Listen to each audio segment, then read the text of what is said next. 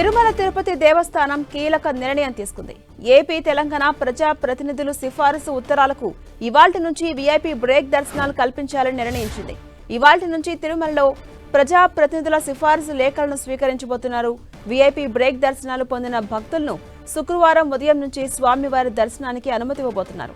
వేసవి సెలవుల నేపథ్యంలో గత కొన్ని రోజుల వరకు వీఐపీ బ్రేక్ దర్శనాలు రద్దు చేస్తూ టీటీడీ నిర్ణయం తీసుకుంది.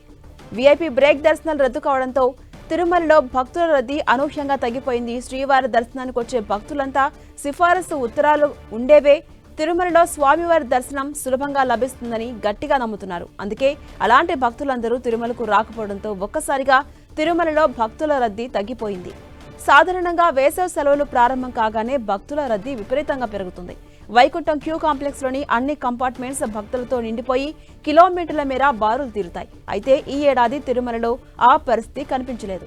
భారత పాకిస్తాన్ మధ్య యుద్ధ వాతావరణం నెలకొనడం కూడా భక్తుల రద్దీ తగ్గేందుకు ఓ కారణంగా తెలుస్తోంది. అంతేకాదు భారీగా ఉష్ణోగ్రతలు నమోదు కావడం మరో కారణంగా తెలుస్తోంది. ఇక భక్తుల రద్దీ తగ్గిపోయిన నేపథ్యంలో ప్రజా ప్రతినిధుల సిఫారసు లేఖలను అనుమతించాలని నిర్ణయం తీసుకుంది టీటీడీ. శ్రీవారి దర్శనం కోసం ఏపీతో పాటు తెలంగాణకు చెందిన ఎంపీలు, ఎమ్మెల్యేల సిఫారసు లేఖల పునరుద్ధరించనున్నట్టుగా వెల్లడించింది. అయితే మిగిలిన వారి సిఫారసు లేఖలపై అంతకుముందు తీసుకున్న నిర్ణయం కొనసాగుతుందని టీటీడీ తెలిపింది. రేపటి నుంచి భక్తులకు శ్రీవారి దర్శనం కల్పించబోతున్నారు.